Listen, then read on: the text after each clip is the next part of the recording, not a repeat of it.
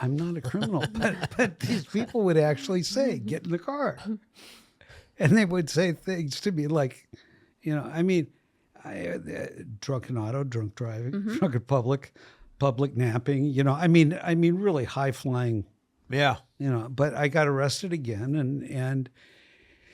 and I knew that the gig was up. 24 years old, I'm living in a Pinto, which for your younger people was a smart car that the Ford Motor Company made for alcoholics in the 70s.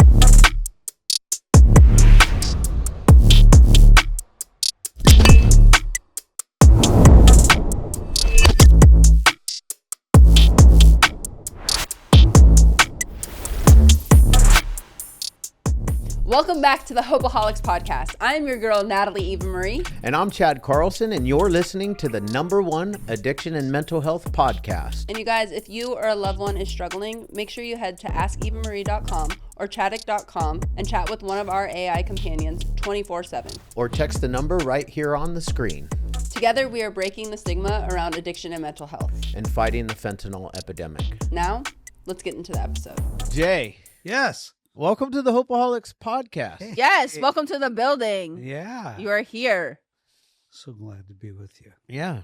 Grateful to have you. Yeah. Very. I have to say right off the bat, I think you take the cake for the longest of sobriety that we've had on. Oh, by far. By years. Yeah. By years. I was just noticing sober since May 2nd, 1979. Woo! That's over. That's like 42 years. No, that's 46.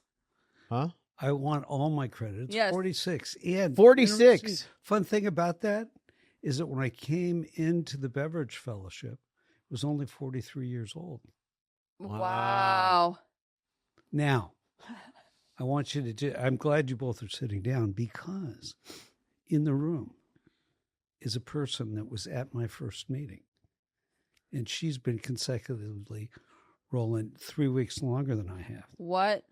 Janine Johnston, the associate producer. So between us, we've got 92 years. My daughter says, you'd think you'd know better. That is wild. So you both have 46? Yep. 46 years of continuous sobriety. Yep. No days off. No Not days. even for you. Ooh, Oh, damn. that's I like that's a Jay. good man right there. Like you. I won't even take a day off of my sobriety for you. Yeah. They used to call them drinks with legs. Oh yeah. Ooh. Behind every skirt is a slip, right? Well, that's Oh, that's a good one. Wait, what about the other way around, though? yeah. What about for us, ladies? I mean, I don't know. I don't. There's. I'm not going to go out hard. I like that. I'm going to steal it. Oh man. You asked for it. I Yeah. came up with I like Well, that. It's yours. But you were born and raised out here, El Segundo. Yes. And What's now you live in, I love Sedona. Yeah, it's a fabulous place. I actually went to high school in Laguna. You did? Yeah. Like Laguna Beach High School? Yeah. I won 2 awards at Laguna Beach High in 1972. Oh Or- wow. One, I was the most spaced. And the second, I was the most cut loose. And there was competition. Oh, I bet. Yeah. Wait, so that means that, okay, so what year did you graduate high school? 72. So then you're what, 17 or 18? 18. 18 I probably. was paying attention. I think it was 17. Dang, so you got sober early. 24. Oh. So you went hard. Yes. Tell us. Yeah. Well, When did alcohol come into your life? So way I like to say it is that if you came from the lineage I did, which is, alcoholism just gallops in my family. I was always restless, irritable, and discontented. It wasn't because there was something wrong. It was just the way that I was wired and the environment that I was in. Now, in spiritual parlance, the highest state one can be is called the unitive experience, right? It's where your body, your mind, and your soul is all in the same place at the same time. Okay, you grew up in an environment that I did. You don't know anything about that. You don't have any personal experience with it. Sure. But I drink. That third one stays down, and suddenly my mind, my body, and my spirit are in the same place. Mm. Now, if you've never had that, and suddenly you've got it, of course you're going to sacrifice anything to be in that state. And so my thing was to be in the unitive experience as much as I could, from that very moment. And so, why would you not prepare yourself for school when you're in 7th grade? Yeah. Properly. And we know what nutrition break is for. And, That's funny that you said it the way you just said it, because like so many of our guests, and including myself, is the first time that I did my drug of choice. I felt like whole for the very first time ever. Exactly. Like I had arrived. I was like, this is what everybody else feels like. Yeah. Or how about for the first time, I don't even care what anybody else feels like. Yeah. This is the deal. I'm not dependent upon others' thoughts of me now. Right. Yeah. Which is like such a nice place to be at that time. Yeah. Well, it's even better now. Well, It's yes, now for sure. I don't really care. Now I feel like now I've arrived. Really arrived. Like this is actually the feeling that I was searching for my whole life. I was trying to stuff everything that I could into that God-sized hole, because like I love Alcoholics Anonymous, even though my fellowship is Narcotics Anonymous. Like they got it right a long time ago. I was spiritual malady, and I tried to shove everything else in there. Yeah. Which you describe addiction as the spiritual malady. So what is that? Well, I mean, the materialist delusion, okay, because it's materialism that drives all this nonsense, If I have if I'm driving the right car, I got this, I got that. And everything outside of us is telling us that if I just can control what's outside of me, then I will be happy. And that's not the deal. So the thing is if I'm to describe addiction, it would be the illusion that an exogenous, something outside of myself, I can bring it into myself, and it will make me whole. So that's what I define it as, the materialist delusion that something outside of me will make me whole. Which is so true. And so we trial these different things, and they fail. Yeah, always, because it's outside. Yep. Yeah. When you found the rooms, so what was it? Are you the only child? No, there are 3 of us. And do all 3 have the gene or the ism, or is it just yourself? Well, I can speak for myself and my younger sister, who is going to be 39 years in a few weeks. Wow, that's incredible. Yeah. Really, I mean, the thing is that the spiritual principles work. Yeah. The problem is that the people are all looking for the cheat code. No, I don't want to pay the money back. I don't want to look the people in the eye whose trust I violated and say, no, that really did happen. I did that. Yeah. For sure. And that's all you want, right? Is to be told, no, you're not crazy. This actually happened. This is what, I mean, as we go on, I mean, the thing about the methodology, the 12 steps, is that we get to incarnate do what many of the great spiritual traditions say happens after we drop our bodies. By making amends which is what sets us apart from everybody else. Everybody else says, don't do that again, Chad. You know, if you got a problem, come, we'll talk about it. No.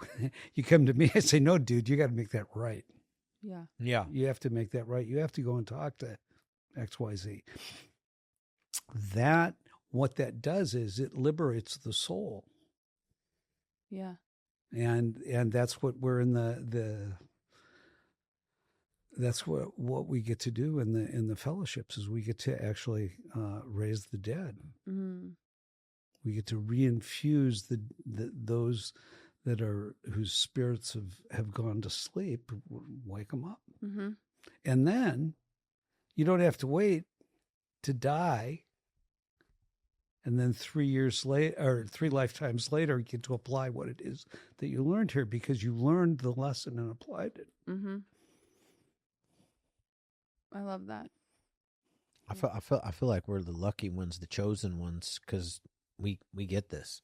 I mean, we have this terrible disease, and it was horrible and humiliating, and all of the things that come with it.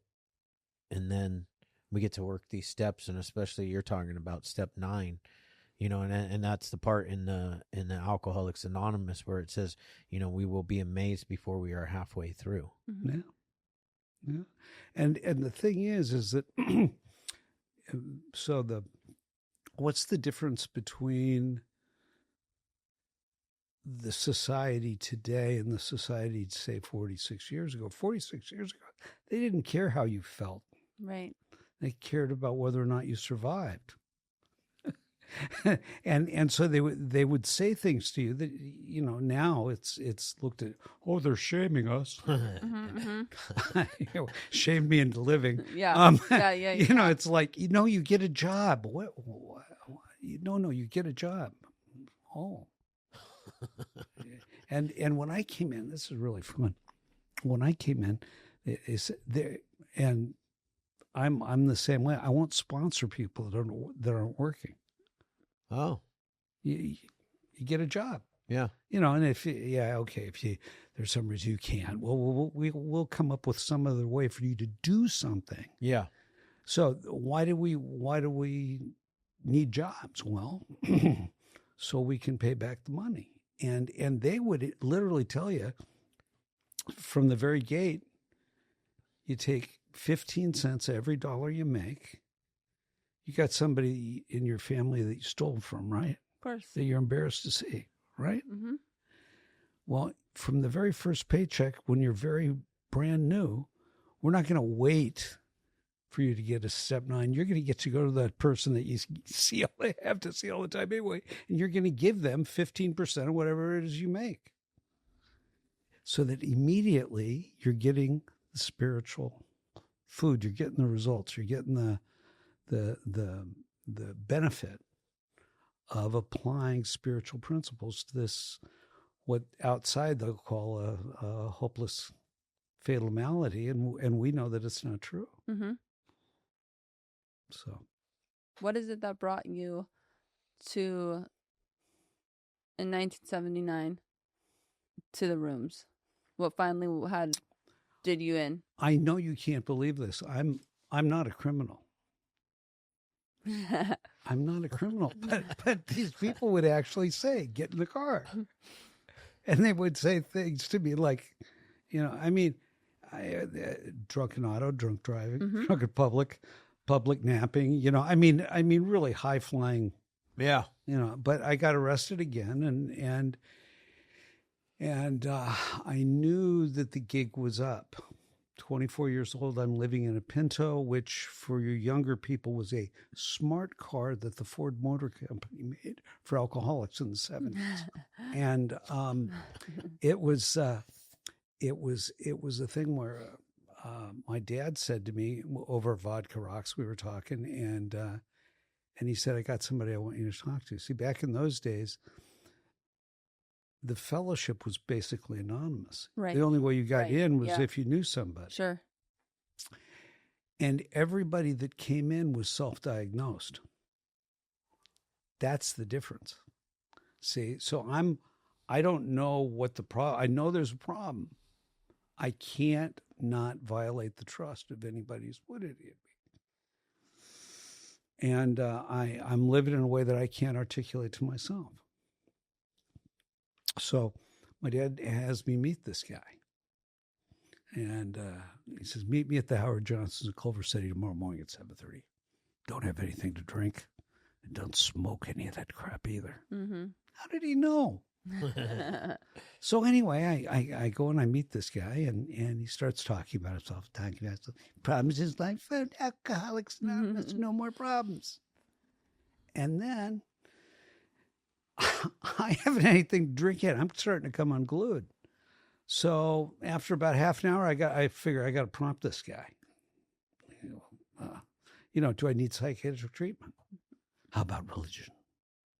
What do you think about treatment for someone in my situation? This guy looks at me and he says, listen, Trick. He said, if you or your family can come up with the $3,000 it's going to take to put you into residential treatment, go out and drink that money up. And when you're done, call Alcoholics Anonymous. They'll do it for fun and for free.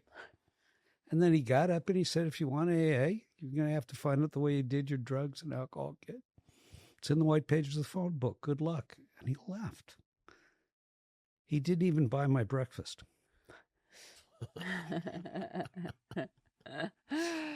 So I went home. I have to tell you, I like this story because one of my questions for you down the road is going to be, what's the difference between Alcoholics Anonymous in 1979 and today? Which I don't want to go there right now because this is you're giving me. Well, I'll give you the first day. Okay, let me give you the first day in response to your question. So, by the way, she was at the meeting, which is insane. And we've only been running around for a year and a half now. But anyway, that's a great story. But that is the fourth great love affair of my life. Mm-hmm. And so anyway, this guy gets up and he walks away. I get in the car, go back to my grandmother's house and pour myself a glass of Davies County old-fashioned Kentucky bourbon with 3 ice cubes. Knocked that puppy back, and I called Alcoholics Anonymous. And I end up at a noon meeting. It's called the central office. They had somebody call me, and I drove to the meeting and walked in a little late, and the woman behind the coffee bar said, "You upstairs." And I walked up these 12 steps, and there are all these people sitting there, and everybody starts talking at me. Now, why are they talking at me? Well, you can tell that I spent a lot of money getting my hair stopped like 9 months ago. My fingernails are out to here, my teeth are brown, and I got the zup-zups going because I've only got about 4, maybe 5 ounces of bourbon in me. And when I light a cigarette, it looks like a napalm strike has been called in, Yeah. And people there were talking about not drinking. And Joyce was talking about how she'd just gotten let out of the nut house. And she came to the meeting instead of going to the tavern, and the group was thrilled. And I looked on the wall and I saw the steps, and I went, oh, it's come to this. And then I saw the traditions, and I went, oh my gosh, this is anarcho-syndicalism. I might be able to stay here. So they're going around the room, and the third guy that talked was a guy by the name of Butcher Joe. Now, I don't know how you can stay sober without Butcher Joe. Joe Hacker. And he talked about when the family left, how he cried the big crocodile tears. And inside he's going, yes, now we can drink and nobody is going to get in our way. And I understood that. And then he said he knew just how deeply to cut himself at work, that they couldn't put a butterfly, that he was going to need some stitches, and he could get the drink that he needed on the way. And I understood that. And he looked right through me and he said, you don't ever have to feel the way that you feel about yourself ever again if you're willing to do the things that I've done. And I bought the package right there because I knew that man hated himself as much as I hated myself. And he didn't hate himself anymore. And then the most remarkable thing happened. After the meeting was done, I caught alcoholism at that. I knew, well, so here's the deal.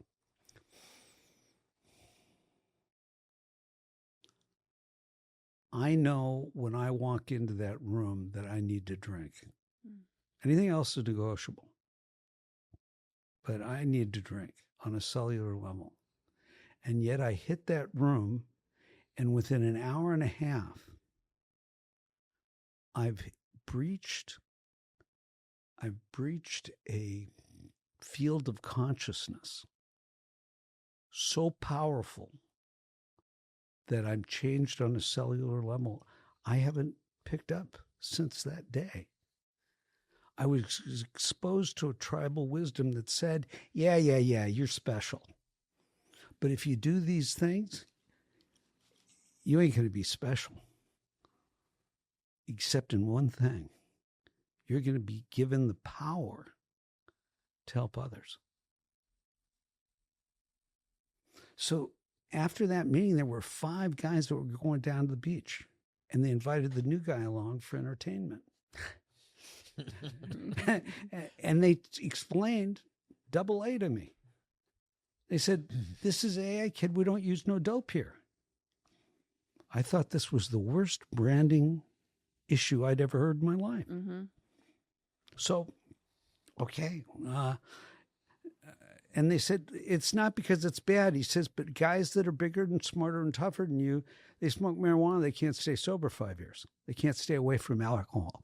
If you're alcoholic, we've got to stay away from the front drink no matter what. So we don't smoke herb because it causes cottonmouth. And not really because of that. It's because sooner or later the Pepsi ain't going to cut it. You're going to need a beer. Now, we know that beer's not drinking. That's what you do in between drinks. But they actually said that was drinking. And if you're doing... I got sober BC before crack. So they said if you're snorting some of that Peruvian marching powder, you need a double Bombay on the rocks with a twist just to take the edge off, right?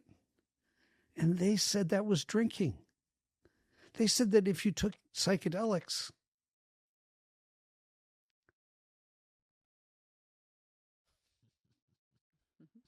don't you love the lighting in this place? Just makes you want to come to work, doesn't it? And being spiritual, you need a gallon of wine to settle through the experience. They called that drinking. Who knew? They said, we don't drink, we don't use, we don't go with girls who do. What an order. I can't go through with it. For real. Yeah. But I got the first 2 down. Yeah. And you know, and so this idea that you know, so anyway, that was my exposure to the tribal wisdom. Mm-hmm. And from that meeting, that's when it just like clicked for you and you stayed with it. Well, it's not a matter of click. It was just that I knew, here's grace. You can't do the injectables. You can't you know, do all the stimulants and drink all that thing as an adolescent and not permanently alter your body. Yeah. It ain't going to change. It ain't going to change. There's nothing physiologically I can't metabolize beverage alcohol. Can't do it. Well, if it's not going to change, then how could any thing in my life, and believe me, I've been through everything a man can go through, except for the death of a child. But I've been through every experience a man can go through, and it has never occurred to me that somehow doing something that hurt me so badly is going to somehow make it right. I mean, I ended up in AA. Right. That's the worst thing that can happen to anybody, isn't it? Yeah, that's it. Yeah. I mean, if it's that bad, Yeah. I mean, the game over. Game over. Yeah. I mean, I agree. I agree. Like, but like, it's the worst, best thing that's ever happened to us. Oh, Yeah. absolutely. You know, but But the thing is, if you can reach that point, well, why would picking up? It's not that it clicked, but it's that I've been willing to go to any lengths not to pick up. And it doesn't take much of a man or a person. It doesn't take much of a person to stay sober. It just takes all of them. Mm-hmm. This episode is brought to you by Wolfpack Bags. This gear is meant for anybody gym, lifestyle, to anybody that's on the move. I mean, I like to say that us here and everybody that tunes in, we're not average. We're always a wolf. They have all the goods that you need, especially for anybody that is looking for a bag to carry their meal prep, a lunch pail, anything like that. They have you covered. So once again, go to wolfpack.com, use the code Hopeaholics, save 10%, and join the pack. Yeah. When did it come to you that you wanted to really dive in and spend your time doing the work with doing retreats and really specializing in what you do? Well, let me thank you for the generous question. Let me drop back just a couple, just early, first few weeks. Yeah. Okay. So, I almost drank my third day. Okay. It wasn't really that I was going to drink. I was just going to find a woman who understands. Was not going to drink. And the voice said, this is not a good idea. Turn the car around. Now, I had never turned the car around. I'd never listened to the voice before. I had always just blown through it because it sounded like somebody was trying to take away the amount of fun I could have. So I go back. Guy gets me a copy of the big book. Because I wasn't going to get one the first couple of days. I didn't want to look like it was a Bible study, right? I mean, but I get a copy of the book, and he says, look, if you can find yourself in here, you got a shot. So I'm not sleeping yet. I mean, I was surrounded by caring nurturers who said, nobody ever died of lack of sleep. The other thing they said, though, was this is the last time you ever have to withdraw. I didn't believe them, but they were right. So anyway, I'm sweating, smoking along, reading, and I got hooked in the doctor's opinion where Silkworth talks about the sense of ease and comfort that comes. Later on, in We Agnostics, at the end of the story, there's Fitzmail's story, the guy who, our Southern friend. And, he's got all his family's Episcopal ministers, how often they are, and blah, blah, blah, blah, blah. And these people come in, they say, there are people worse than you walking the streets free. And how? And they say, God. He goes, not that. Get out. So they do. They leave. And he has this thought. Could everybody that I know that knows anything about God be wrong? And then the next thought is, who are you to say there is no God? And he gets down on his knees and he says, prayer has a good experience. Wow. I understood the story. So I got down on my knees and I said my prayer. My prayer was this. I don't know from Jesus or Buddha. I don't care about the Talmud of the Torah. You party church, just give me the top. I'll do whatever these dried up old geeks say to do. Just please help me not to drink. I didn't have a white light experience. But that was the perfect prayer. I'd finished the first 3 steps right there. It's perfect. I'm with you today. Yeah. So I go down to wait for the meeting place to open, just like, a lot of your listeners. I'm sitting there on Naugahyde couches. You know how you're sweating, drawing, you're stuck to it. This woman comes on. She's got black dress on and bun in her hair. She goes, oh, young man, you're new, aren't you? She says, I can tell you the secret of Alcoholics Anonymous in 4 words. What are they? Find God or die. Not that, please, anything but that. 46 years later, I can tell you the secret of AA in 4 words. Find, love, and live. And when I say love, I'm not talking about the wonderful woman that I'm with, or I'm talking about an experience that I've had in Alcoholics Anonymous. I heard something really interesting the other day. Guy says, the translation was wrong on Paul. It isn't God is love. It's love is God. Mm. And isn't that what step 12 is? Yeah. Mm-hmm. So anyway, I get a sponsor at that meeting because I obviously need protection from people like that, right? And so I'm reading the big book because you could do that unsupervised in those days. I was at an education level, and so I'm reading the book, and it says, if we don't do this vital step, we won't get over drinking. I go to my sponsor. I say, I'm going to drink, and he says, oh, what do you mean? And I said, well, it's just about. Oh, he says that. He got out two pieces of paper, put a line down it each, and said, here's your inventory package, kid. He said, I want you to go home, write out who you hate, what you're afraid of, where you lived, family members, blah, blah, blah. Look at the door, just have a parade of them walk in, where you went to school, all that stuff. He said, and then if your stomach could go like this, he said, write their name down. And then you get 3 sentences as to why. Nobody's life is that interesting, kid. Entire political parties count. So I went home and I did that. Took me about 3-4 hours. Was it a fearless and thorough moral inventory using all 4 columns? No. It was the greatest hits. And that's what needs to be on the first inventory. So I do this. He comes over a couple days later. I read it to him. We say a couple silly prayers. We burn it. And he sends me off to start making it. Man, 26 days sober, I'm a fully vested member. Wow. First guy asked me to sponsor him, back to your question, when I'm 28 days sober.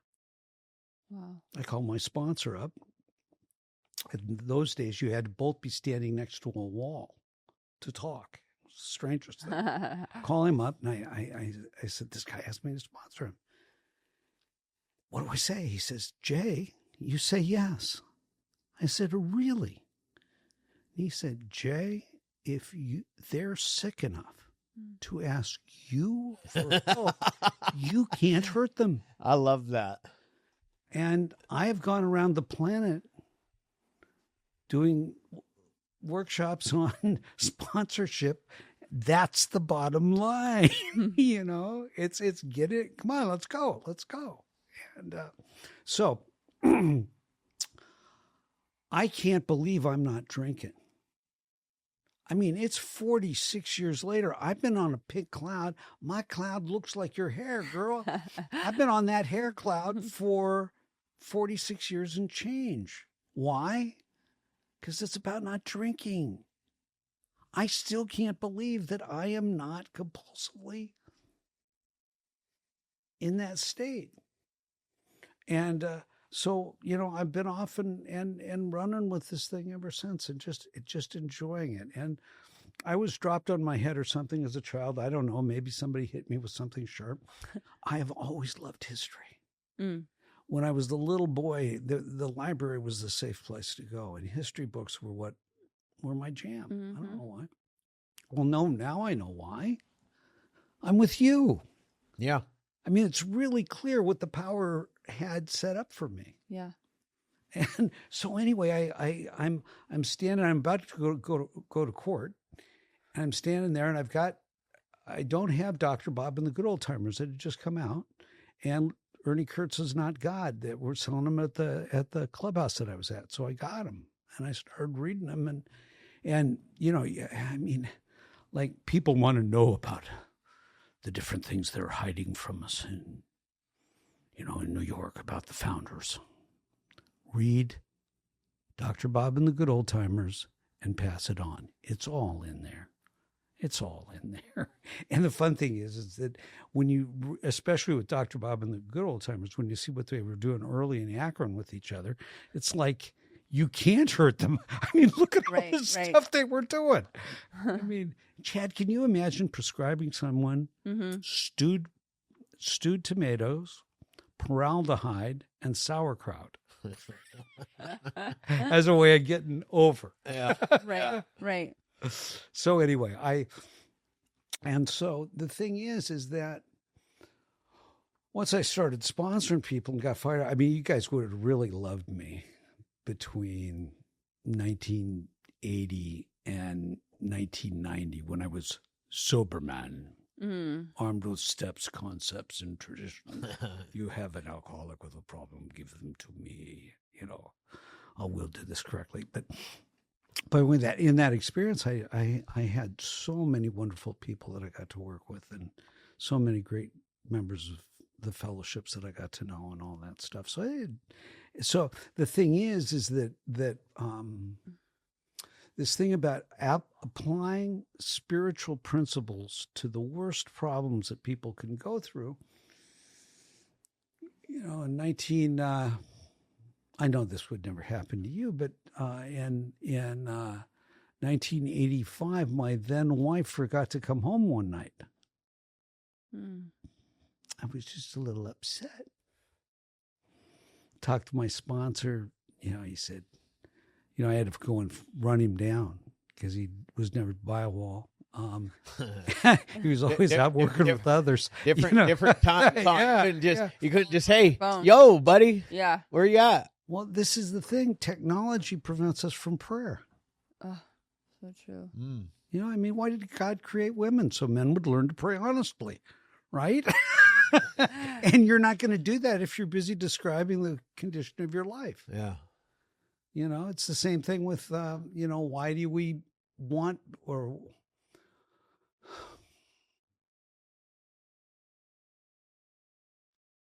withdrawal can either be the gateway to prayer or the gateway to medication.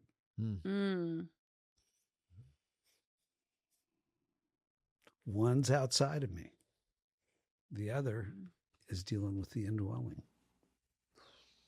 Yeah, and in our treatment society today, see, Big Pharma tries to rule the world, right? And you know what they want for us? Meds, baby. In fact, we're just gonna put implants in when you are born. Yeah, there you go. Yeah, that's a song from The Big Chair, right? This is good stuff, man. This is I'm listening to you and I'm like thinking, man, I got some firepower I could take back to my home group. Oh yeah, man, you'll light them up. Like when somebody talks about, oh, you got to have a year sober to sponsor somebody. I'm gonna be like, really? Because I just had a dude on the podcast that was sponsoring people in 1979 with 28 days sober. And you can even tell them that when this Facebook thing started, that guy sent me a friend request and he said, "Is this my sponsor?" He and I hadn't talked in decades. Wow. He was still consecutive sober, not because of me. Sure. I also want to use the if an individual is sick enough to ask ask my ass, even at 8.5 years sober, I get all confused because I go to Narcotics Anonymous and I want you to stay sober. Well, I will be honest. I say whatever the fuck I want. Yeah, I mean, I believe it or not, I'm polysyllabic and I can talk in any fellowship thing that you want. So don't worry. You can sober. Go with your inner cleanse. Yeah, exactly. That's how I feel when I go to any of those, like NACA, CMA, AA. At the end of the day, you ain't in front of the DA no more. Yeah, exactly. Or as they say, you go to the A that's kicking your A. I like that. Go to the A that's kicking your A. Yeah. But CA has got it really right. They do. They're in their deal about, let's look at the problem. For sure. It's a lovely thing. It is. Wait, I want to go back. Yeah. But wait, what's your thought? Oh, my 8.5 years. Like even a motherfucker like me at 8.5 years sober, I'm like, hey, this guy must be sick enough. Yeah. Chad, I did the best work that I ever did in Alcoholics Anonymous between the time I was 5 years sober and the time that I was 12 years sober. I've got more men that I worked with at that time because in my engagement in Alcoholics Anonymous, in the work that I was doing in general service at the time, and everybody got service commitments and did all that stuff. They had a much more structured 8 years sober, man, 8.5 years sober. I mean, this is the time. Of course, any time that you're in is the time. I feel like, I mean, I'm loving it because I like dove back in. I got a little, you know, off doing my own thing for a minute, and then this podcast and Natalie doing her thing. Like I was like, what am I doing? Like, am I just being stagnant in my recovery, thinking that resting on my laurels is going to keep me sober? Fuck, it's not. Like, it's not. And like, if I'm up here just, you know, even talking about sobriety, not necessarily about the program, but just talking about my own sobriety, I better be working on myself.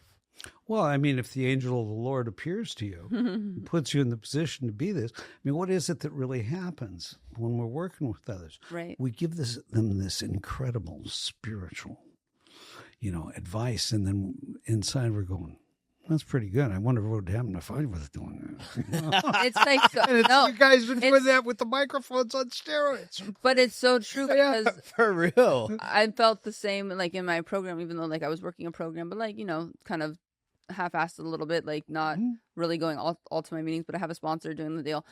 But what was really intriguing for me and made me feel really good was I started to really dive back as soon as I joined and like partnered with Chad and the podcast and everything, because obviously we're talking about sobriety and the journey and having wonderful guests like yourself on the podcast talking about sobriety and their experience, strength, and hope. And so one day Chad had come to me and started asking like what I was doing, because something had shifted within me with me diving back into like even just not only the big book, but like the word, seeking the word, Bible, and stuff like that. So when he said that to me, it made me think back to like program, right? Attraction rather than promotion, because I never said shit to him. Like, what are you doing? Where are you at? I just noticed that she was, that her everything about like the way she approached the podcast, the guests, what she was saying. I was like, wow, that's a huge shift. And it was like, I was like, oh, I want that. So can I challenge you too? Yeah, of course. So the next guest, what you do before you put on the headphones, or when you put the headphones on, is you just spend 3 minutes quiet and invite the power that saved us into the experience.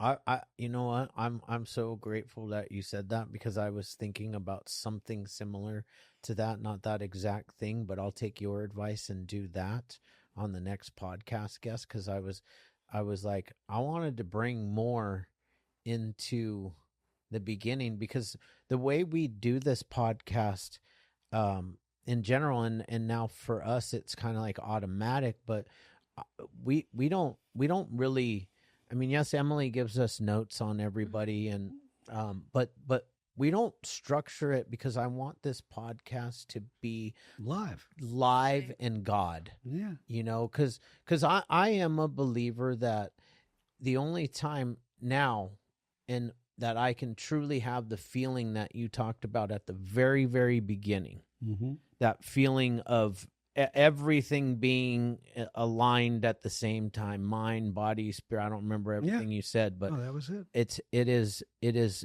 if I'm in the here and now, and right here and now is the only place that God actually exists, which is a spiritual moment. So this podcast for me becomes a real spiritual moment. You know, it exists because I lost my son-in-law to fentanyl. You know, and I just wanted to, God had put it on my heart to be the voice, but I wanted to like offer people that are struggling hope, because I've been there, and I know what it feels like And you know what it feels like because you just described it, of walking into an Alcoholics Anonymous meeting for the very first time, or just not even knowing where to go to reach out for help. Like, I didn't know. The courts had to tell me. They were like, they told me and I didn't listen. Right. Right? It's them. Yeah. And then when you end up there, you're like, oh, well, I guess this really is the last house. So let's take it a step further. You really want to screw? Well, again, they're new. They don't know. Yeah, right? The people you're working with, they don't know. Or the really even fun thing is you treat them like lab rats. Have one of them try one thing and one of them try another. Now, here's the fun thing. And this happened back in like 90, maybe 95. I started a different type of meditation practice, and we were doing all this stuff and having fun.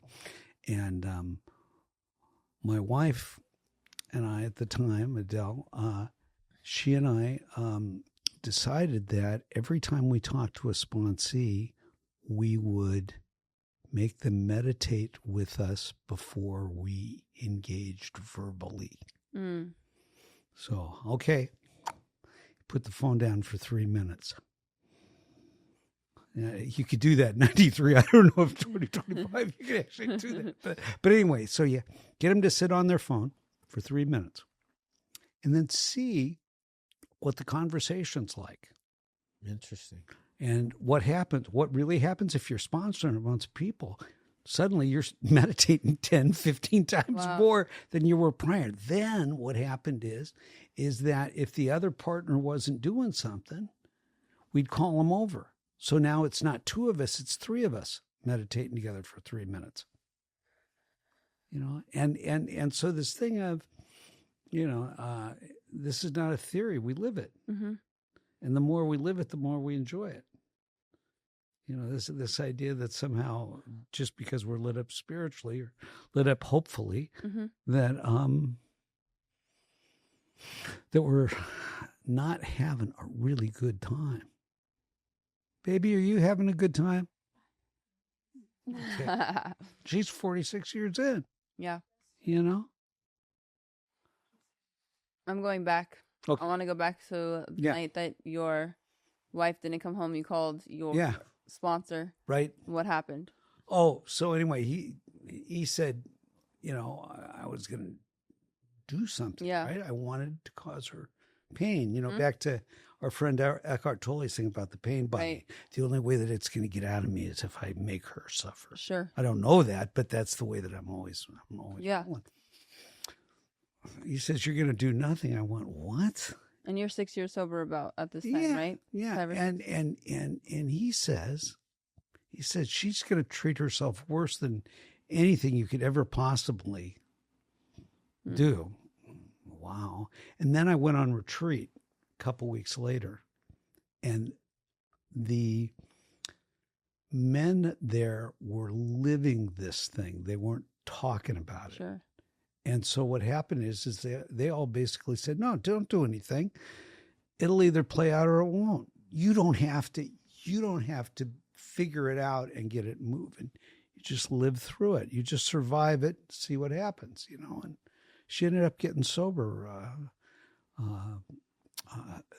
She went to Al-Anon for a few weeks, and that was the springboard that got her into AA, and she got sober in 1985, and we had a really great time together. And for a period of time, the main thing is, of course, is that we had our daughter, and who's now 4 years in. Oh, nice. Oh yeah, really nice, really nice. So anyway, back to your thing about why did retreats, why did they fire me up in the beginning? I ran across a guy, and he's still walking the planet and having a good time. His name's Father Tom W.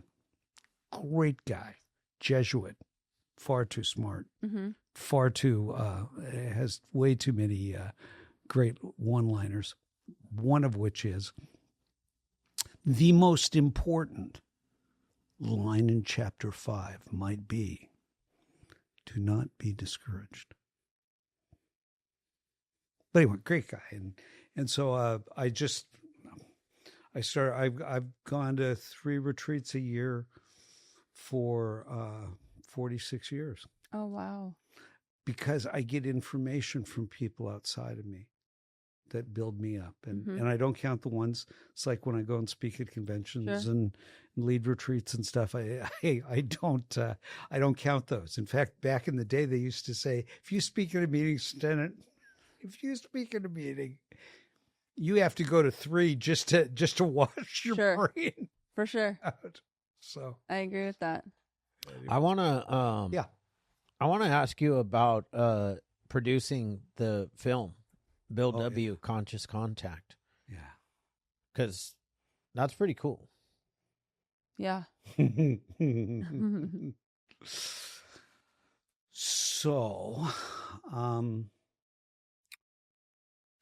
you want which story do you want? You want the story of how the film came to be? What story do you want? I want the story of how you decided to do this. What made you decide to do this? And then I do want to know how it came to be. Okay.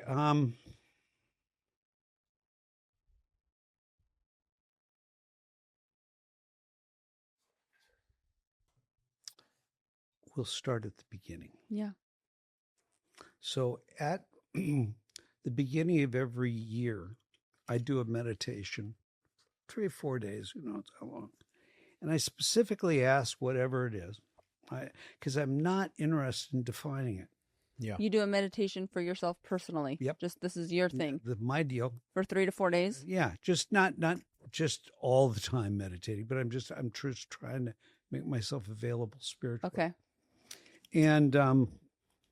And what happens is I get this hit, the hit will come, and then I follow whatever it is. And this thing says, learn transcendental meditation. And I just went, oh, give me a break. I don't want to learn TM. No, I don't want to do that. I mean, no. But I'm faithful. So I make a couple of phone calls. Nobody gets back to me.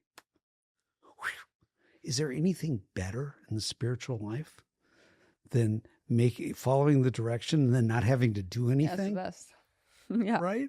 So anyway, I'm going along, and then I'm the most fortunate male form you've ever met. Nobody's got more wonderful things than me, and part of it is that I live in Sedona, Arizona, where I live in the 4th dimension. I visit the 5th, and I entertain people that are stuck in the 3rd, right? And I'm the program director. My job is that I bring groups of spiritual seekers to this retreat center in Sedona. And so I get to meet all these cool people and learn all these cool practices. So these people get a hold of me and they say, we want to bring a group. Oh, great. And the group that we're going to bring is, okay. So we're coming out of COVID. It's great to have the business, all that stuff. And so we get the deal cut. And then I say, well, what's the practice? And they go, well, our guy's kind of out of the Maharishi mold. It's a mantra meditation. Now, people act like I'm smart, that I'm spiritual. I'm just on the dummy squad. I get hit with a baseball bat all the time. It's like, oh, man. So I say, okay, I want the big guy to give me my mantra. They said, yeah, you're going to have to pay. Great. So I learned mantra meditation. Cool. Not TM. Okay. But I learned a mantra meditation. And I'm going along now. In my historical research, I've been a biography of Wilson for about 25 years. I mean, it's been my jam, and there's some other major works that are going to be coming out over the next few years. But not a film, I don't think. But anyway, so what happens is that while I'm going through, there was this stuff from the TM people that Wilson had learned transcendental meditation. But it was only from that source. Now, if you're a historian, and I'm a historian, the deal is you need 2 independent sources. Okay. We don't have anything. I've read everything about Bill. There isn't anything in the archives and GSO, Stepping Stones, any of that stuff about him learning that. But these people have got some pretty good documentation. So what I do is when I'm out giving my history talks, I've got this slide that I put up that's got Bill. I didn't Photoshop it. I did not Photoshop. I got a photo of Bill and one of the Maharishi. And I say, Bill W. TM 1969 with a question mark behind it. I'm down in Brownwood, Texas. Now, the only reason that God created Brownwood, Texas is for people to dispose of karmic debt. It takes forever to get there. I'm giving this talk to people that really aren't interested in what it is that I'm talking about, Bill's spiritual life and all this stuff. And I get done. I'd shown that slide. I get done, and this guy walks up to me and he says, my dad taught Bill transcendental meditation.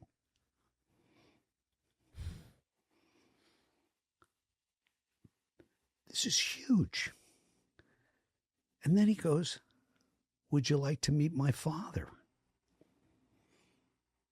Yeah, but I'm doing the math and I'm going, 1969, what geriatric ward am I going to have to fly to meet this guy? Mm-hmm. Well, the guy's only 8 years older than me. So I fly up, I meet this guy, he's dynamic. And he tells the story, and it's amazing. And I am so galvanized by it when I leave, because I'm a historian, the relationships I have with the Stepping Stones Foundation and the like. I call him up and I say, I just met this guy. Can I bring him up with my iPad and we'll do a video? He said that he'd be willing to do it. Can we do it? They said, sure, bring him up. Now, they didn't tell, the director didn't say, we only got this guy's word on it. We're not that excited, but yeah, come on, bring it. And so, okay, we're going along. And so now I've got this. So I'm thinking, 7 minutes on a website, maybe cost me $7,000. No big deal. And then after a while, because it's me, I meditate and I think, oh my God, I know Kevin Hanlon, the man who directed and produced the last Bill W. documentary in 2012. I think we'll bring him up, do a 3-camera shoot, maybe 12 minutes, maybe. Well, he gets involved, and what he says is, Jay, let's let the story tell us. And so this incredible thing, I have the privilege of putting together a visual thing, because in the fellowships, people that don't read aren't, mm-hmm. There's no, we haven't gotten to the technology yet that we can, there's 3 different ways you learn: by listening, by reading, and by watching. We haven't, it's not that we're not doing something. It's just that it hasn't presented. I've got the ability to give people the story. Mm-hmm. We are able, in the first 6 minutes of this film, to have Bill Wilson tell his story in a way that people have never, ever heard it before. He talks about the deep sense of shame that he had, about his parents breaking up. He talks about, having more money than any kid that's his age should have. He's talking about himself in ways that you never hear in the rooms. And so we get to do that. And then we get to show different spiritual practices that he was involved in, that he did. We got Lois Wilson talking about what they really did. Mm. Now, you got sponsees, right? You want to get them on the spiritual path, and they look at people like me and they go, oh, just 20 minutes, I don't have that time. Mm-hmm. So we got Lois telling what they actually did. She'd bring coffee to bed in the morning, and they'd have a cup of coffee in bed together. So, primary direction: get back in bed with your beloved and have a drink. Mm. And then they would get quiet for 3 or 4 minutes and ask specifically for the direction of the day. That's it. Just what am I supposed to do? Where am I supposed to go? Show me. That's it. When they were done, they'd talk about it. They'd say the prayers and go out into the day. Now, if we got 5% of the fellowship to actually do that, different world. Yeah. So we get to, I get to do things like that. And then we get to talk about the literature. Get to show how Bill like changed stuff up when he had the opportunity. Yeah. But we get to show that this idea that AA was founded by two uptight white Christian dudes is just a canard. That these were earnest spiritual seekers, and it's only Bill. It's just people come to me and say, well, why are you not talking about this, that? Where's Dr. Bob? Where's Father Dolly? It's not it. That's not what this film's about. It's about Bill W.'s conscious contact. And for people that want to watch it, where do they go? Well, they can go to Bill W., consciouscontact.com. It's on the Vimeo platform, costs you $10. Nice. And then it's yours, and it lives on that platform. And how long is it? 58 minutes. So and the wonderful thing is that back to how did I do it? I'm just following the story.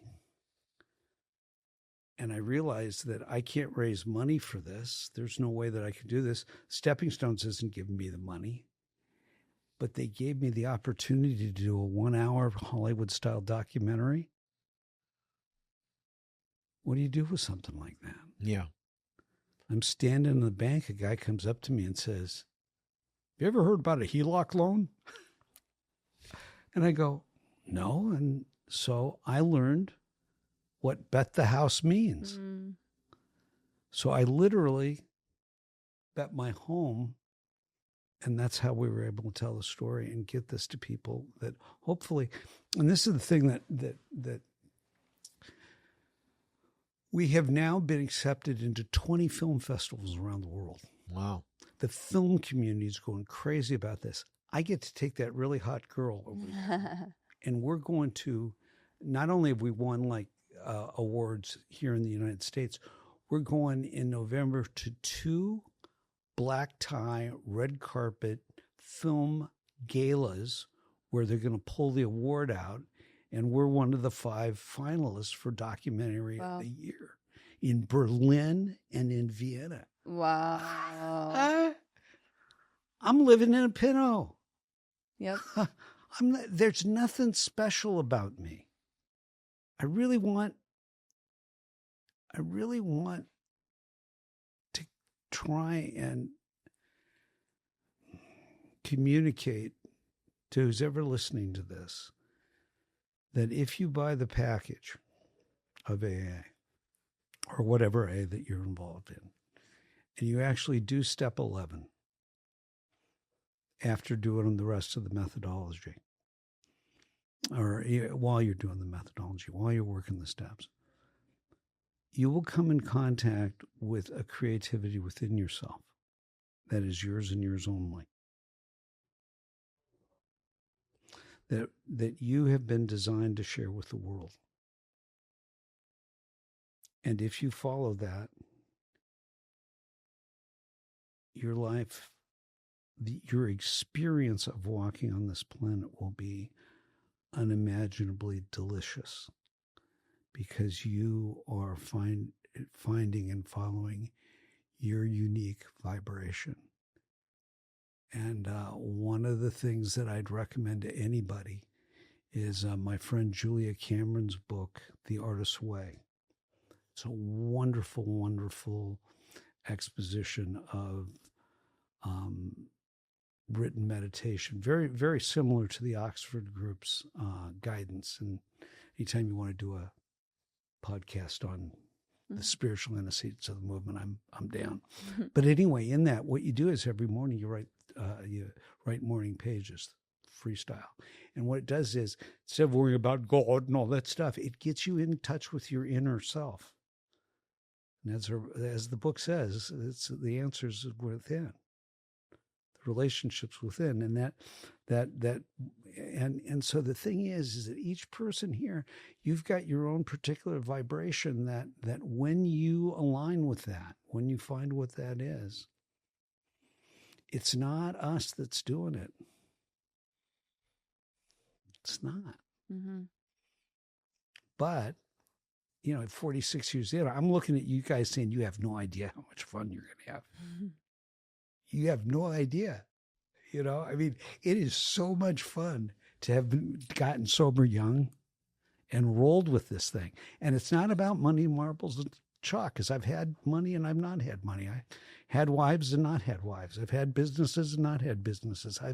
I've had the love of one of the loves of my life die in my arms. Mm. It was time for her to drop her body, and that happened. And it was the most difficult experience that I've ever been through. And at the time I thought, I'm never going to be able to represent myself as a man of God again. And 8 hours later, because I didn't pick up, I didn't give up. Mm. I said a prayer and I said, this is not going to get between you and me, God, but I can't stand this. I got a call from a local medium in Sedona. I said, is this Jay? Oh, yes. I've got a message for you from Adele. Mm. She says, tell Jay he was right. It's more beautiful than I ever could have imagined. It's more wondrous than we ever could have dreamed together. Don't worry, don't fret, although I know you will. And when you cross, I'll be here.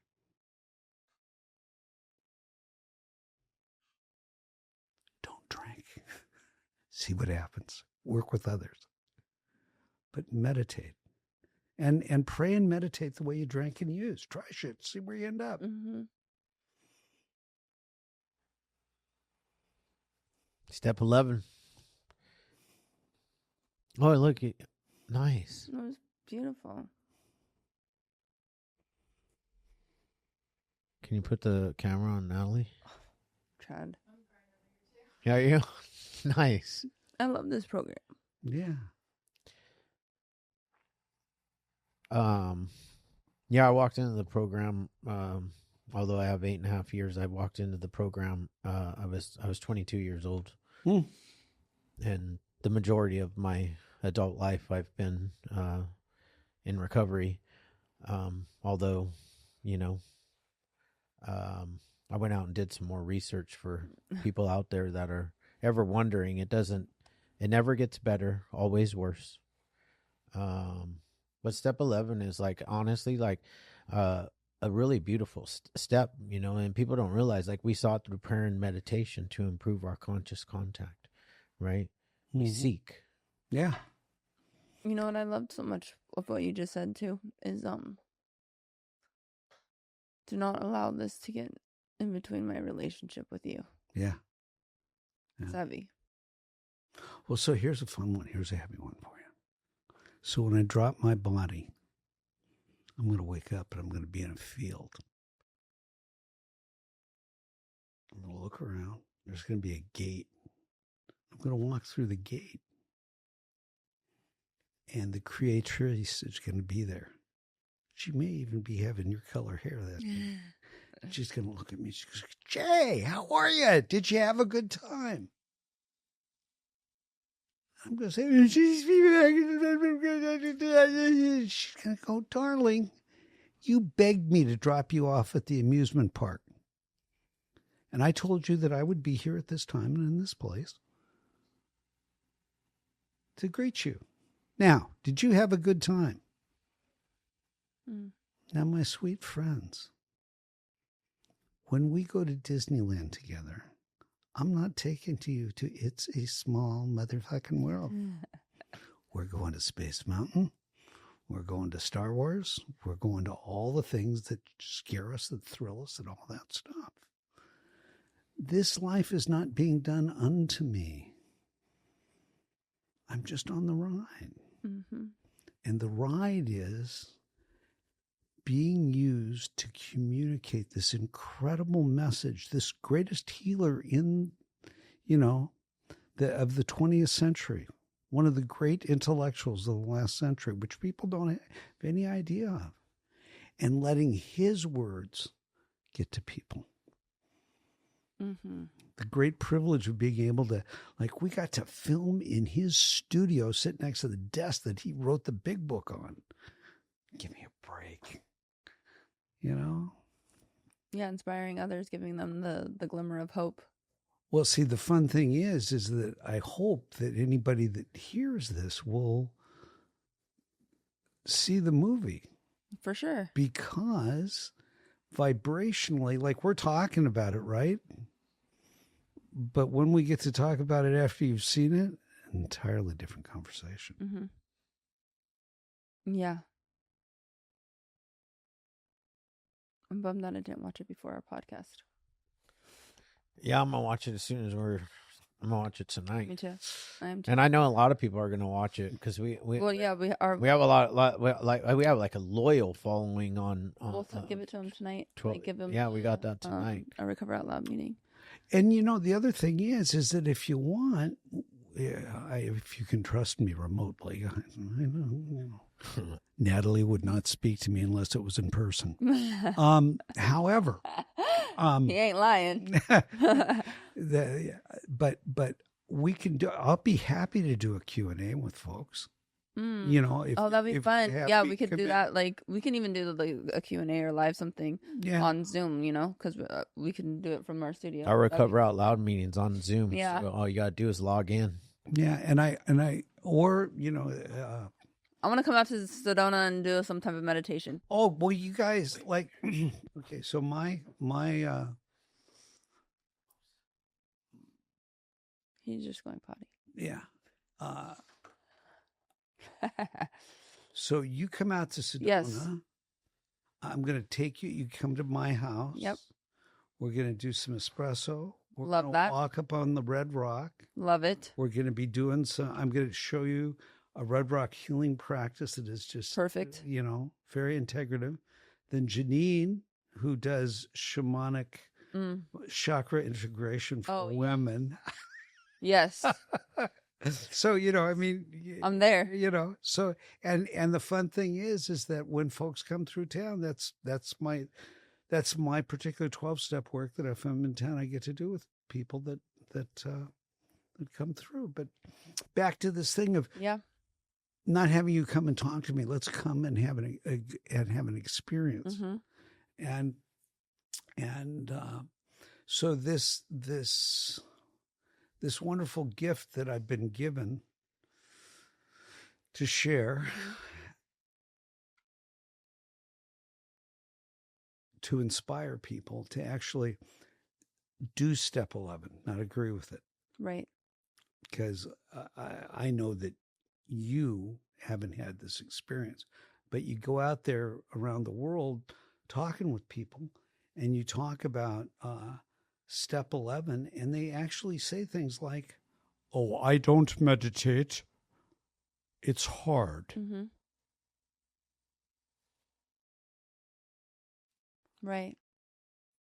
Drinking is hard, but I hung in there. Yeah. I got benefits, right? I mean, right. It's the same thing. You know? Right. So it's really fun, and you know, it's like we know that there's only 3 minutes. If you do 3 minutes of meditation, it'll change your life. Mm-hmm. Doesn't matter what it is. I've got a one of those annual meditations that I did. One year it was help people learn how to meditate. Yeah. Well, how do you do that? Well, I got together with my friend Lee Scantlin, and we put together a thing called 3, the numeral 3, mm-hmm. minutes of silence.org. And there's a dozen different meditative practices on it. Mm.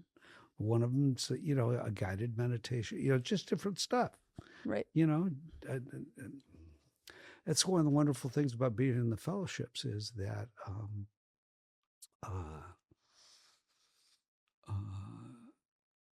nobody's telling you how to do things. Right. You get to find your own path, and people, on one hand, it's hard, but you know, if we stay with it, what happens is that the scar tissue informs us.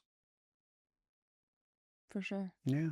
I think meditation is the one thing that scares a lot of people because ultimately it requires you to pause and be silent within oneself. And that's a scary place to be, because when we're wrapped up in our own brains, that's when things start. Bad decisions usually happen prior, you know? Right.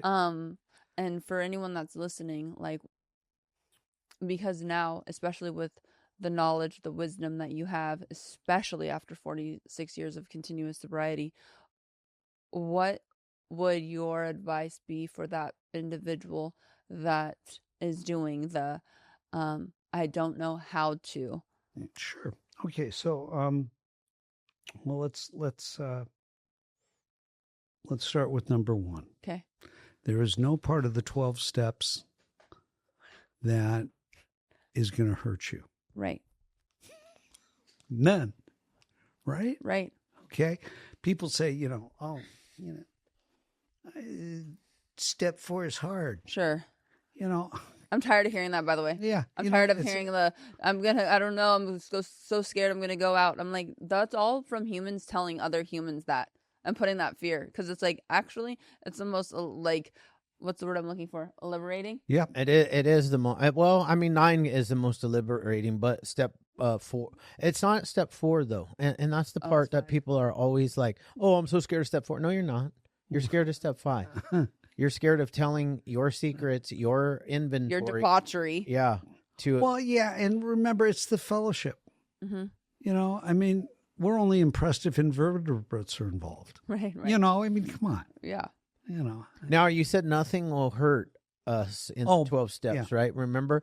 But what about, and I'm not saying this because I believe it at all in any way, shape, or form. You're what if trying to get the old man going? Yeah. Uh-huh. What about that person that says, yeah, but what about God? What about God? What about God? What do you mean? Well, there's the agnostic. There's the people that are scared of God, that have fear of God. Okay. And they think those steps might hurt them. Okay. So couple fun things. Number one, the group that we came out of, the Oxford group. Mm-hmm. Yeah. Okay. All that we're asking anybody to do is to make an honest experiment.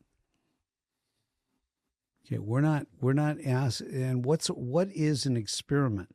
An experiment is you have a hypothesis. Okay. And the hypothesis can be that if I pray, I'm going to find out that it doesn't work. And then I can drink like a man or a woman or a person. Yeah. Right? Yes. Now, but in order to do the experiment, you actually have to pray. Right. You actually have to do it for a period of time. Now our friend Wynn Laws, who wrote Freedom from Bondage, and if you haven't read Freedom from Bondage in a long time, read it. It's in all the editions. There are 2, 3, and 4 of the big book, and it's this thing of, if you pray, if you've got a resentment for somebody, you pray for them twice a day for 2 weeks. You actually have to do it. But see, the thing is that people don't remember the last part of the instruction. You don't have to mean it. Right. You don't have to mean it. Oh, I like that. Oh my God, it's in my marching orders with my sponsorship line. It gives you like our morning marching orders, and it literally says like, we're supposed to do the 3rd step prayer and the 7th step prayer every morning. And Right. and in the end of the paragraph, it literally says I don't care, or it says something along the lines. It's a little bit nicer than what I'm going to say, but it utters the it doesn't matter what you believe in, or if you think it's working, or if you don't think it's working. I don't care. You just do it. Yeah. You just say it, regardless if you mean it or not. So in an experiment, there is no emotion. Right. There is no intellect. So we're going to remove the emotion and the intellect. We're just going to do the practice. Now, one of the things that I love doing is, and I got sidetracked. We'll come back to you in a moment, Miss. But one of the things I love doing is translating prayers and different stuff that's in our literature so that people can enjoy the benefits of it, because spiritual principle doesn't give a rat's what syllables we hang on it. Yeah. Mm-hmm. Okay. I wrote a book and for many years was working with couples. It's called Loving Sober. And it's for free. You can get lovingsober.com or on iBooks. But the core of it is that how do you have a really great relationship? You pray and you meditate together. Mm-hmm. If you pray and you meditate together, just as an experiment, see how you treat each other during the course of a day, as opposed to days that you don't. Now, back to this thing about translating things, because many times what happens is that people think that the 12-step movement is a Trojan horse for Christianity. Right. Yeah. Okay. Not true.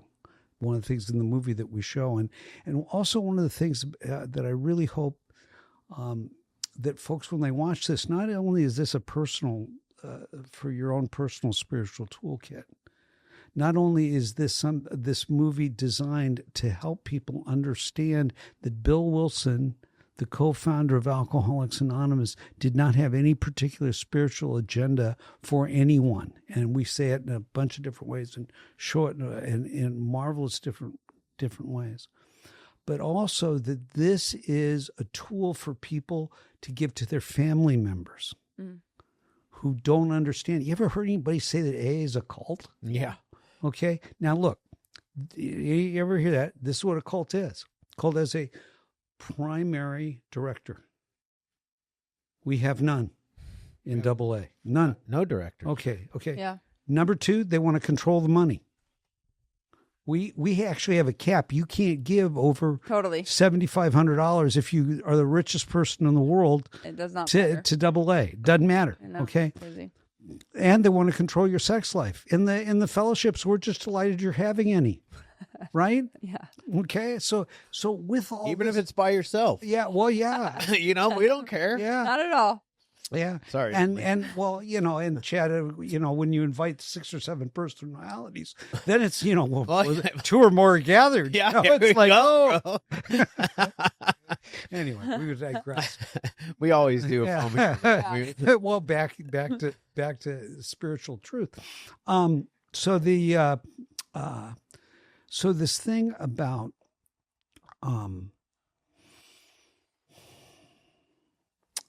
about this power, whatever it is, it doesn't matter.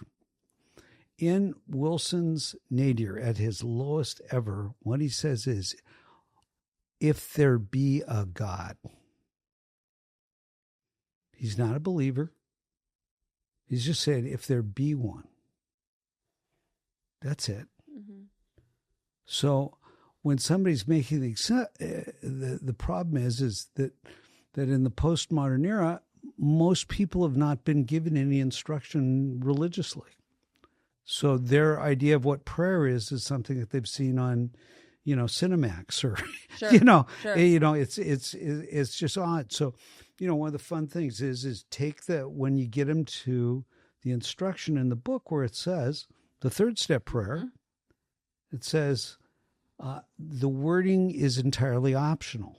So I always have people write their own prayer and then write it in their book so that they've got their own. They're not having to go along with anybody else's idea of what things are or anything along those lines. But again, we relax.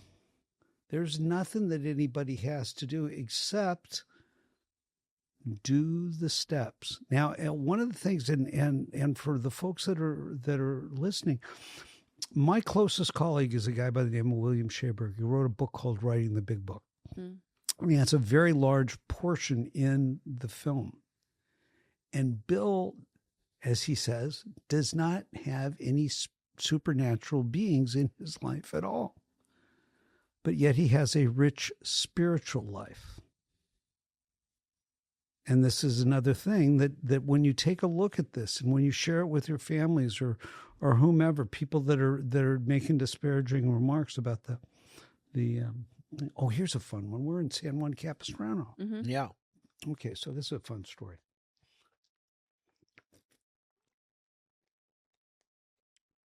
When I came into the fellowship, there was a guy that was going to the Beverly Hills group. Chuck Chamberlain went there. A bunch of the gang went. But he was from this neighborhood. And he had a really vicious sponsor. And he came in and he wasn't a believer. And have you ever heard that thing about, there isn't much of a God. They can have doorknob be the... Yeah. Be Oh, the sure. God. Right. Yeah. Yeah. But see, you guys don't know the etymology of this. So this guy told me the story about the God of the doorknob. So his sponsor says to him, so you don't believe? Yeah, I don't believe. Okay, great. He says, you believe that I believe? Yeah, I believe you believe. He says, so this is what I want you to do. Are you suffering? Are you afraid you're going to die from drink? Yeah. I want you to make an experiment. Every time that you open a door, I want you to invite the power that I believe in to go with you. Mm. When you open the door in a house, go into your office, into the car, blah, blah, blah. During the course of a day, you will open 250 doors. Now, what would happen if you brought the consciousness of whatever along with it, you invite it with you? One of the things his sponsor said was that the power that I have a relationship with is very humble and it won't go anywhere that it's not invited. Now, I would challenge you, my new friends, and your sponsees, just so that you can get a database, right, to invite the power just for tomorrow every time they open a door and see what their experience is. See what their experience is, not what Jay says they should be. And that just what their interior feeling is. So anyway, this is the kind of thing that this film is designed to do, is to break down these walls and these misconceptions about this guy and about the spirituality of the fellowship, and to show that it's a broad highway. Mm-hmm.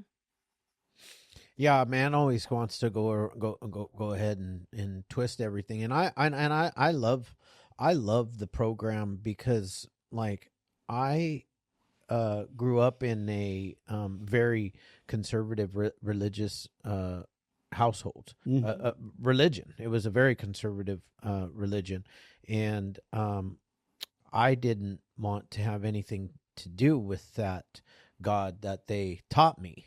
You know, and then I came to the program, and they were, you know, and I didn't necessarily struggle with spirituality. I always believed there was something out there. So for me, it wasn't like I was agnostic. I just thought that I wasn't worthy. And what I found in the program is that I'm worthy. So when I actually started changing myself and my perception changed, I realized that the God of my understanding that I always had was just, my understanding of him was wrong. Skewed. We have a friend from down south, Amanda. She's from Alabama. And you know what she says? She says, God of my experience. Experience. It's such a beautiful thing, man. I always say it, man. Alcoholics Anonymous, they got it right. Like, you know, even if, like, I have a religious belief in my being today, I don't take any of that stuff into the rooms of Alcoholics Anonymous, because what I want is for everybody to have their own experience. Because even I don't consider myself like a religious person. I have a relationship, a personal relationship with the God of my understanding. You know, and I don't want, first and foremost, I don't want to scare anybody away. I don't want to scare people away from the rooms, because if I'd have walked into the rooms of Narcotics Anonymous and they would have told me that I needed to pray to Jesus, I would have told them to fuck off at that very moment in time. I really would have. Yeah. You know, and it's maybe not that way for me today, but also it's my responsibility as a member of the 12-step community. When I'm in the rooms, when I'm on the podcast, I'll talk about my God. I'll talk a little bit about religion and my experience and that type of stuff. But when I'm in the rooms of Narcotics Anonymous, like I follow the guidelines that I was taught in the steps and in the traditions. Well, as an old goat, what I always feel is like if the Prophet Muhammad wants you, you don't have a chance. If Jesus wants an experience with you, you don't have a chance. Not one bit. You don't drink. You don't use. You follow this stuff. You know, if Gautama, the Buddha, you know, if that's the vibration for you, you don't have a chance. No. And the fun thing is that I've enjoyed a lot of different experiences and a lot of different things. I'd like to say a little thing. There are some people that think that there's something non-Christian about meditation. That was my religion. Okay, so just a couple of things. Number one, where did Jesus go when the heat was on? Yeah. He went to the desert. Yeah, he did, okay. by himself. Yeah. Be quiet. Okay, so there's that. But I had the really good fortune to be involved with a guy by the name of Thomas Keating, Keating. And he developed a thing with a couple other people called the Method of Centering Prayer. He was the Roman Catholic abbot and all this stuff, and it's a real good, solid Christian methodology for anybody that's interested in meditation. It's on that 3minutesofsilence.org website, the numeral 3minutesofsilence.org website. But a link to that, and I had the good fortune of translating that for the rooms. Also for him, that he wanted to make sure that this methodology wasn't. But there is a long-standing Christian contemplative wing, and you just always want to say that because sometimes people hear some things that maybe for their brand is important, and I got nothing against any of that, but just to know there are all kinds of wonderful Christian people out there meditating. For sure. I would be one of them. How often do you meditate today? Twice a day. 20 minutes a day, just about no matter what. Twice a day, 20 minutes each? Mm-hmm. So 40 minutes a day. Yeah. Okay. But then like before we came in here, Janine and I were sitting out, we'll drop and do 3 minutes, all different kinds of the day, because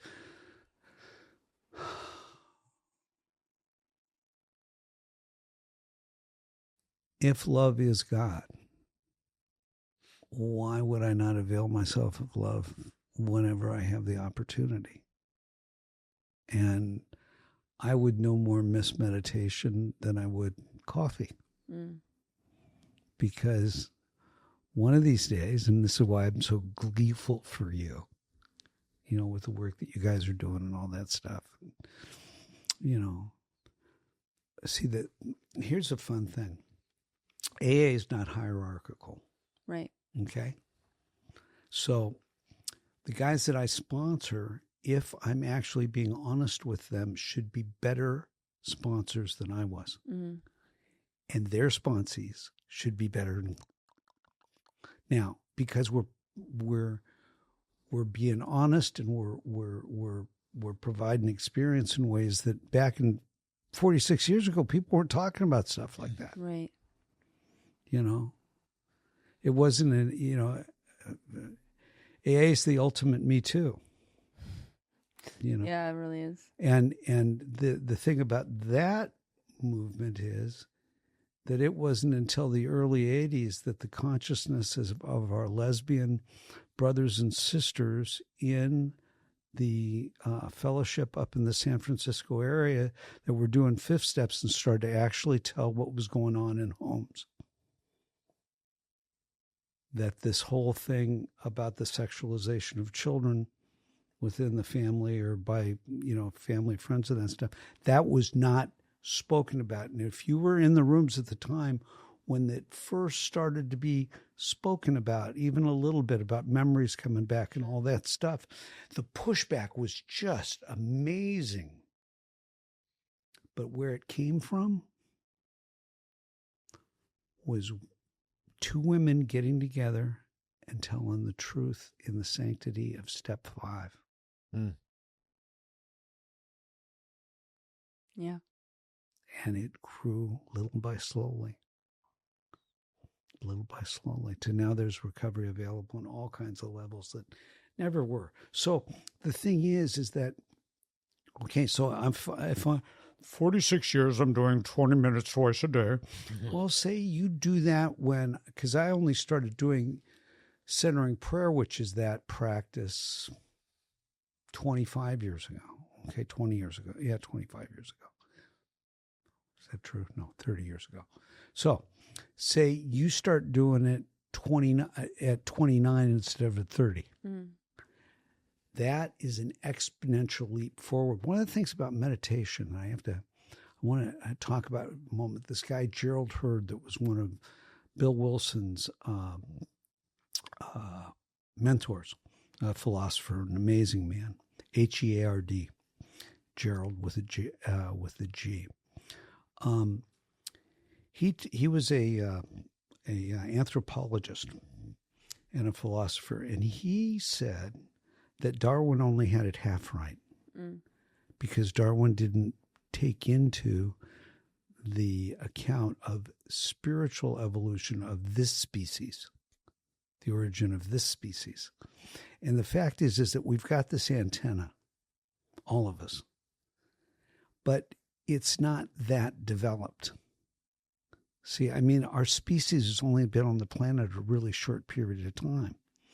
Every time that you sit, every time that you meditate, every time that you teach a sponsee, what happens is we're just like the amphibians. Just takes everything to get one arm out of the muck and take a step forward.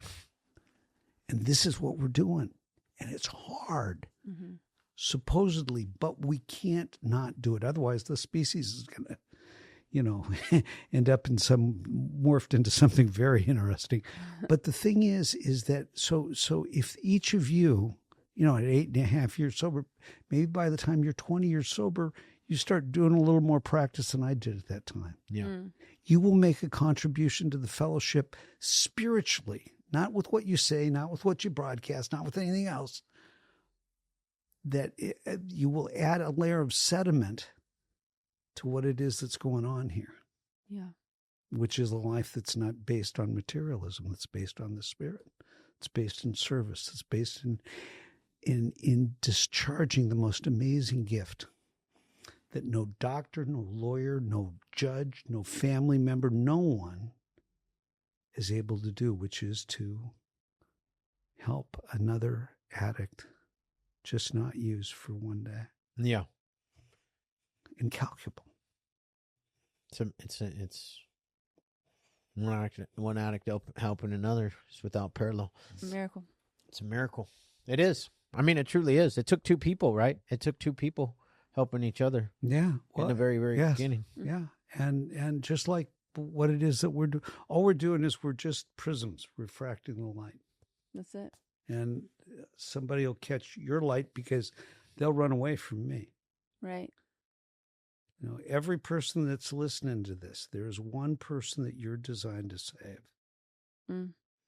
I can't do it. We can't. The personalities in this room can't do it. But if you are faithful to the process, what will happen is, and this is the thing about AA and the fellowships is it's sustainable spirituality. Materialism, big pharma, if you will, wants us to use something outside of ourselves to make us feel better. we have something and it's not sustainable. You got to keep going to the pharmacy. Yep. All we have to do is sit at a table and turn pages. Yeah. And something happens. And it's sustainable. And how do we know it's sustainable? Because it's transferable. Yeah. So, well, Jay, I love it. Thank you for coming on the podcast. Yes. Do you want one? Do you want a secret? Yeah, I want a secret thing that's not in. You want one last story, my children, before we go to bed? Yeah. It's almost nap time here. I like that. In San Juan Capistrano. And this is something that isn't in the movie. Okay. And this is about the miraculous stuff, or the evolution of the spirit that happens with somebody. Mm-hmm. So, if you're a golfer, you get a pro, right? So I'm a meditator. So I got a pro. I got a guy that I go to and blah, blah, blah. It's the same guy that gave me my mantra 6 years ago. Now, notice that I'm not a TM guy. Yeah. So I can tell the story about Wilson and TM and not be right. I mean, I can be clean. Mm-hmm. I can be spiritually clean. Yeah. But anyway, I'm talking to my guy who is with the Maharishi and all that stuff. And my guy, I happened to mention that I'm doing the movie to him after we got done shooting. And he said, well, I meditated with Bill. What? So this is not in the film, because in the film we've got the whole interview with the guy that actually taught Wilson TM, and it's a really fun story. But I'm not gonna kill that. So anyway, my buddy comes back from India, and he's with his dad, and he's 17 years old at the time, maybe 18, and his dad is a big wheel in the Air Force. And my friend Tom is teaching transcendental meditation to the strategic air control bomber pilots, so that when they're flying around the planet, if they get that they can get centered to be. So he's teaching there. And Bill was down in Miami. This is 1970. Now he's dying. He's only 6 months away from dying. He's got emphysema so bad that he's hallucinating a bunch. And he'd found that the TM was helping him be able to use his lungs better and stuff. So they call up to the Maharishi and say, is there anything else we can do for this guy? He's having a really tough time. And the Maharishi says, well, if you can find a qualified teacher to go down and see this man, and if his practice holds well enough, you can take him from 20 minutes to an hour twice a day. TM, they just don't, you never go there, no matter how exalted you are, right? But they go down. So my buddy, he borrows a car from his dad, drives from Tampa down to Miami, walks into, knocks on the door, walks in, and this woman introduces him to Bill W. He doesn't know who the heck Bill W. is, right? But here's this old guy, and he's on an oxygen lead and all this stuff. And they start talking about spiritual practice and all that stuff. Wilson gets really excited. He takes the mask off, sets it down, lights up an L&M cigarette, and starts talking. Woman comes out horrified. She's not worried about him smoking. It's the open flame and the oxygen, right? But anyway, so they end up. He goes in. He checks Bill's meditation. My friend said that Wilson was a champion meditator, that it was amazing how deep they were able to go, especially as sick as Wilson was. So they do the hour. Then he goes to a Motel 6 and comes back the next day, and they do another hour together. And he goes off. And so here's another experience of Wilson doing that. Now, a fun thing is that girl that I told you that dropped her body 6 years ago, or 3 years ago, she got that same hour a day practice from that same guy. We didn't know that it had been something that Wilson had been involved with or anything at that time. She got that same method thing to help her alleviate her suffering when she was getting ready to drop her body. So, wow. just try the experiment, see what happens. And thank you so much. Yeah, thank you. Appreciate you coming on. Yes.